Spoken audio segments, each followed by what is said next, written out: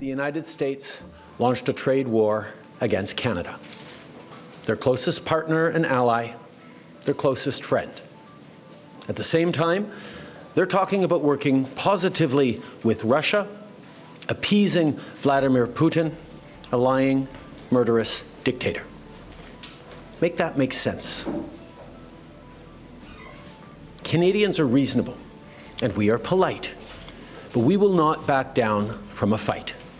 Not when our country and the well-being of everyone in it is at stake. At the moment, the U.S. tariffs came into effect in the early hours of this morning, and so did the Canadian response. Canada will be implementing 25% tariffs against $155 billion worth of American goods, starting with tariffs on $30 billion worth of goods immediately, and tariffs on the remaining $125 billion of American products in 21 days' time. Encore aujourd'hui, on se voit forcé d'imposer des droits de douane de 25% to introduce 25% tariffs on $155 billion of U.S. merchandise. De marchandises américaines, excusez-moi. $30 billion will come into effect immediately, and in 21 days, $125 billion of U.S. merchandise will we will be also hit. be challenging these illegal actions by filing dispute resolution claims at the World Trade Organization and through the USMCA.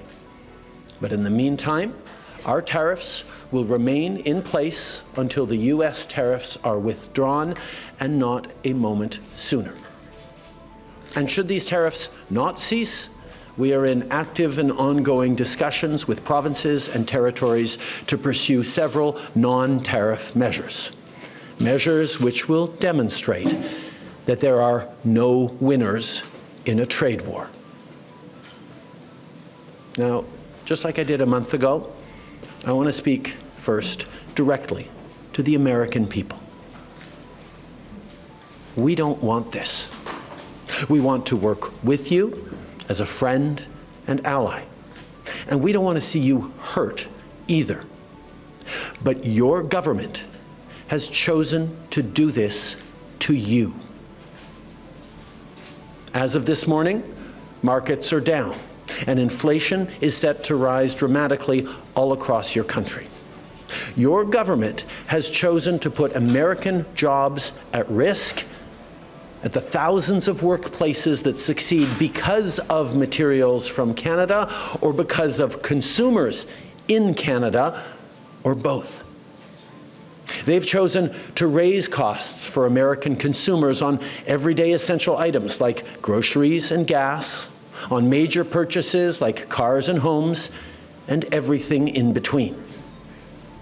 They've chosen to harm American national security, impeding access to the abundant critical minerals, energy, building materials, and fertilizers that we have and that the United States needs to grow and prosper. They've chosen to launch a trade war that will, first and foremost, harm American families. They've chosen to sabotage their own agenda that was supposed to usher in a new golden age for the United States. And they've chosen to undermine the incredible work we've done together to tackle the scourge that is fentanyl, a drug that must be wiped from the face of the earth. So on that point, let me be crystal clear. There is absolutely no justification or need whatsoever for these tariffs today. Now, the legal pretext your government is using to bring in these tariffs is that Canada is apparently unwilling to help in the fight against illegal fentanyl. Well, that is totally false. Let's look at the facts. Our border is already safe and secure. Far less than 1% of fentanyl flows and less than 1% of illegal crossings into the United States comes from Canada. But we acted. because we know we can always do better. We responded to concerns, including from the President, by implementing an ambitious $1.3 billion border plan. A border plan that includes generational investments in new AI and imaging tools to stop the flow of fentanyl in its tracks, stronger coordination and information sharing with American agencies, along with the deployment of drones, helicopters, and additional personnel to keep our border secure.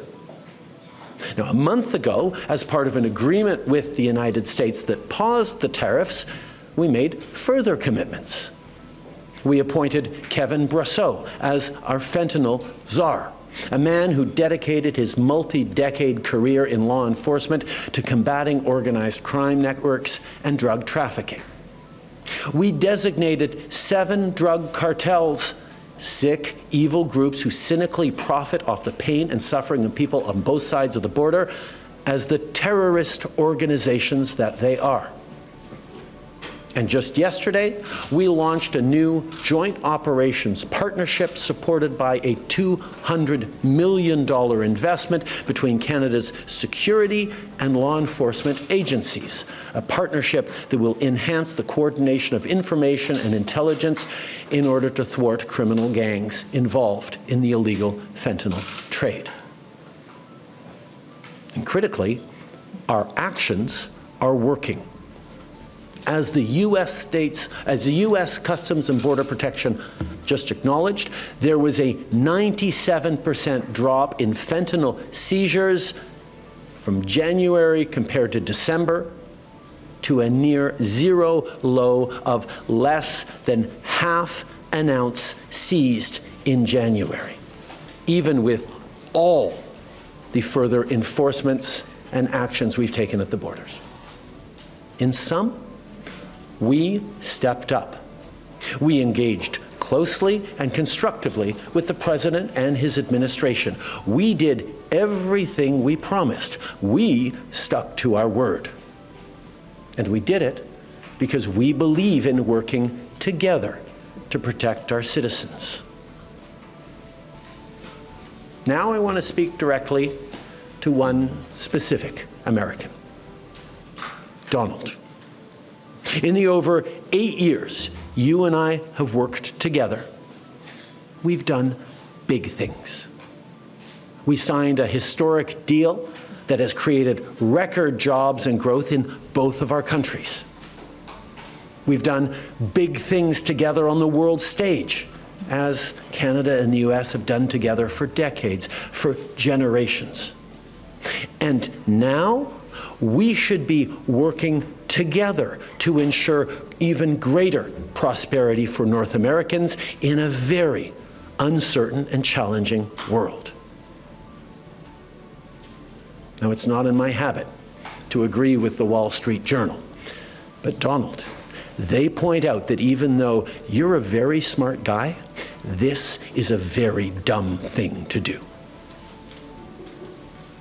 We two friends fighting is exactly what our opponents around the world want to see.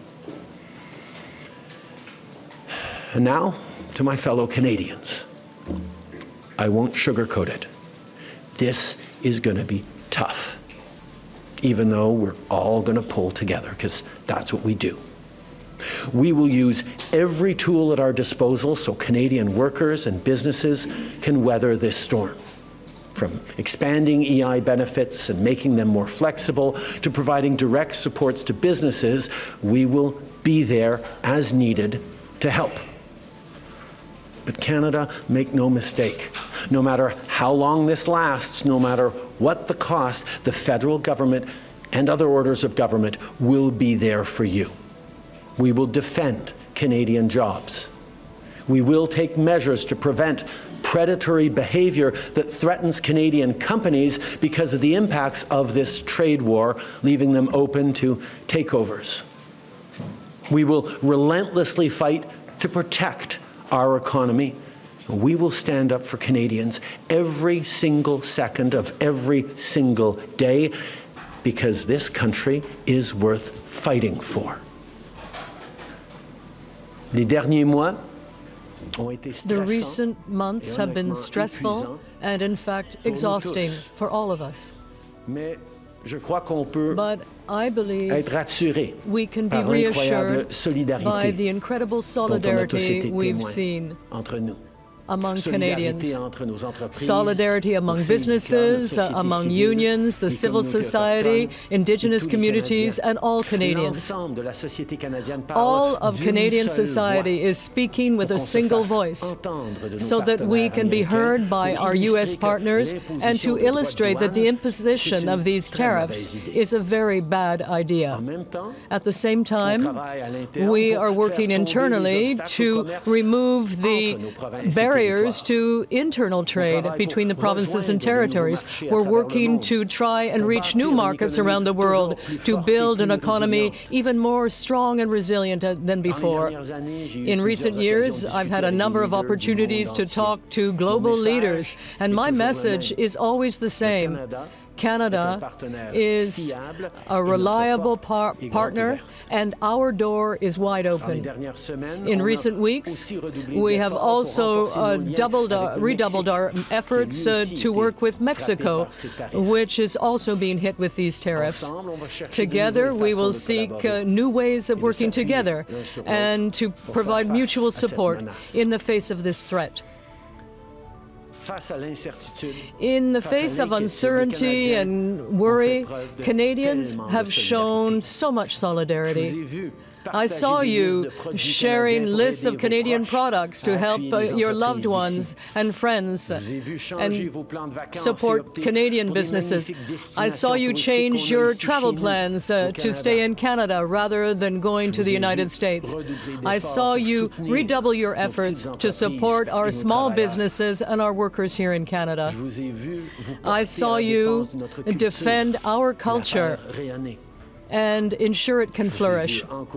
I saw you encourage our athletes with incredible fervor, and I thought I could never be even prouder of my country and my compatriots. And yet, I still have something to ask of you. Do not give up. This is the time to redouble your efforts, to stand up for our country, to do everything we possibly can to choose Canada and defend Canada. Together, we will get through some tough times.